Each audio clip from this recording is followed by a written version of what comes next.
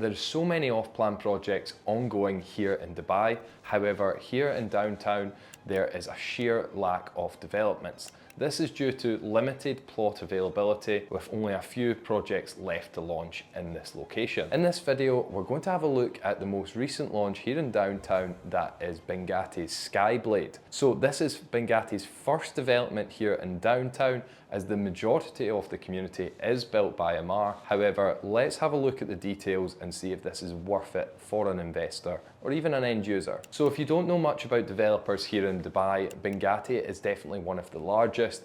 They've handed projects over in Dubai Marina, Business Bay, and a lot in JVC, as well as a lot of other locations. So Binghatti have built a reputation with very eye-catching exteriors, along with a solid quality inside, often offering a smart home unit. And the projects that they have delivered, they tend to come in at affordable pricing in each location and also offer a quick handover time. So they tend to be very fast builders, with most projects handing over within around 18 months. Unless it's a luxury project, which they tend to take a little bit longer. In terms of Binghatti's quality, they do tend to have projects that are more luxury than others, which means you do tend to have some mixed reviews from their investors stating that they're not happy with the quality or the finishing or the project itself on handover. So this is something that obviously to be aware of when you're buying into Binghatti, what sort of project you're going for. Is it more affordable option, or is it one of their luxury projects? Binghatti are very much an in-house developer and vertically integrated. However, they will still outsource for some of their construction and materials. This allows them to obviously finish their projects on time, monitor the quality well, and obviously offer them at an affordable price. So now looking at where the development will be going up, so it will be in downtown. Downtown, of course, is one of the prime locations and really the central hub here of Dubai, with it having the Burj Khalifa, the Dubai Mall, and many restaurants and bars. Along with it being a commercial hub, it is super attractive for both tourists and long-term tenants. With this in mind, there will always be a demand here for property in downtown, especially now with the lack of plots available, meaning that not many new projects or units will be coming up. Talking numbers with downtown, so the rental yield is at 5.8%, and that is on long term. So on short term, you would expect to see a little bit higher, especially if you have a unit that has really good location, potentially close to the metro or a Burj view, fountain view, something like this. We can expect to see a little bit higher. Currently, the area is selling for just over 2,800 dirhams per square foot. So it is definitely one of the most premium areas in terms of average price per square foot. However, it has a lot to offer. On an appreciation standpoint, it has seen on average around 10%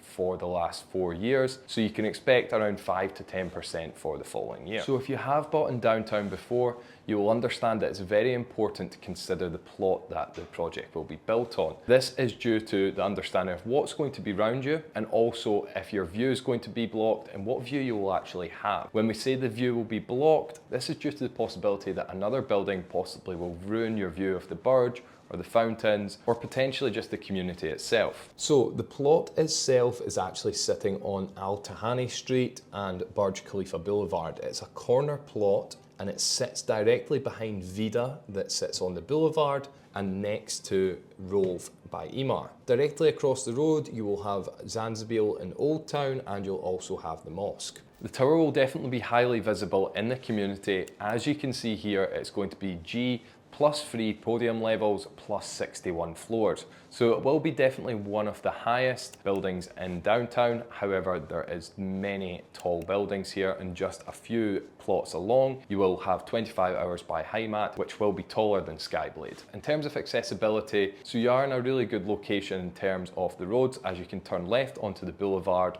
and you can turn right into Business Bay. So you'll be able to access and exit your property very easily. So regarding the plot and the actual building itself once it goes up, so you'll see the project will be advertised with a Burj view. Many of these will be limited. As you can see here from the plot, you can see the Burj from it. However, the likelihood of your unit having this is slim, so definitely check and make sure you've got as much evidence as possible if you are picking a unit with a Burj view from here. The units on the back side will have a view into Business Bay and onto the Burj Khalifa Boulevard Street. So you will still have a little bit of a walk if you are planning to walk to Dubai Mall or potentially to the metro. It will be about 10 to 15 minutes to both of those locations. locations. Now the project itself, obviously here you'll see a lot of photos from the brochures and the renders of what the finishing will look like, along with the building itself. As we've mentioned previously, Binghatti does design beautiful exteriors, so definitely expect angular facades and sharp blinds that are going to add to the downtown skyline.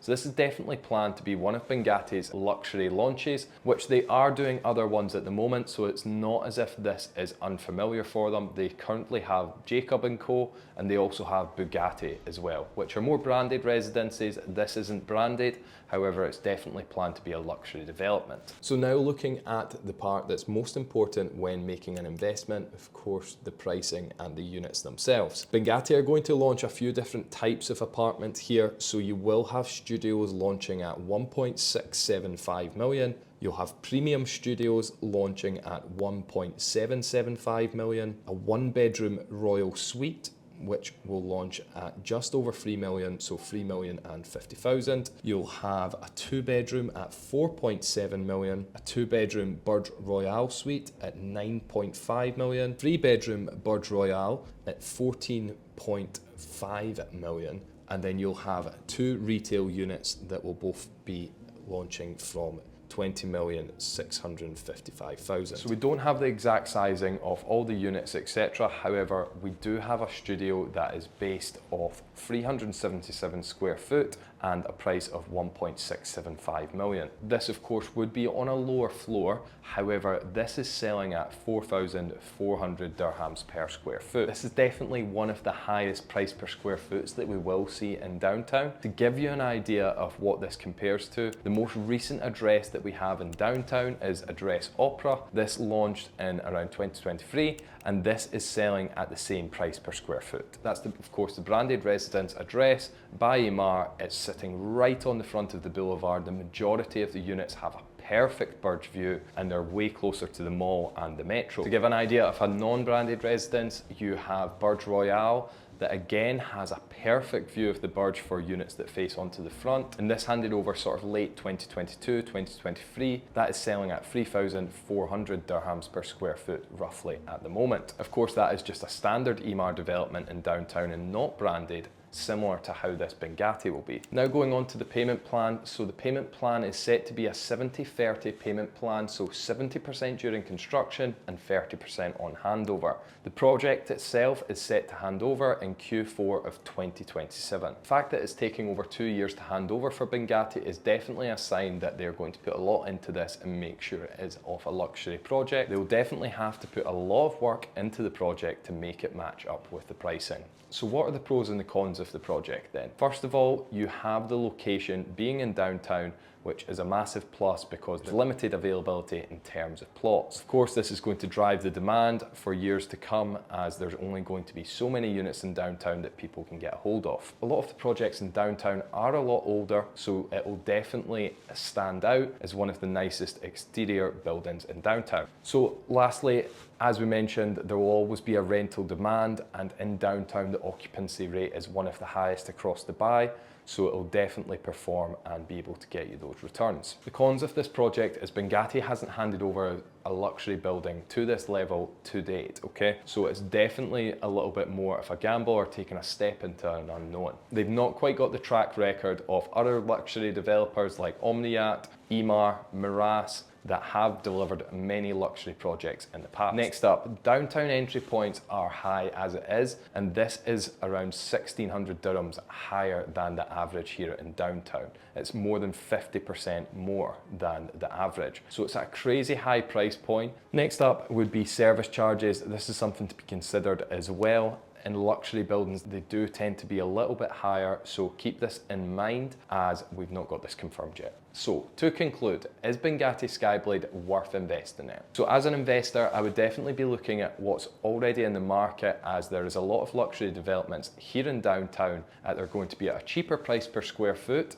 and they're ready now, meaning that you can get that rental yield back, whereas the Binghatti Skyblade, you're going to be waiting till at least Q4 2027, and I'm not sure exactly with the developer if it will be able to live up to the price point. Even if the project was to be put into the market today and finished, I still feel like it would very much struggle to achieve these prices. On the flip side of this though, if you are a massive fan of Binghatti and trust the project, as well as picking up a unit that will be brand new, of course, it may be something to look into further for yourself. However, as an investor, there's definitely other options I would consider here. If you're looking for more information on what properties to invest in, whether that be ready or off plan, book in a call with us below. And if you're seeking more information, click the video above.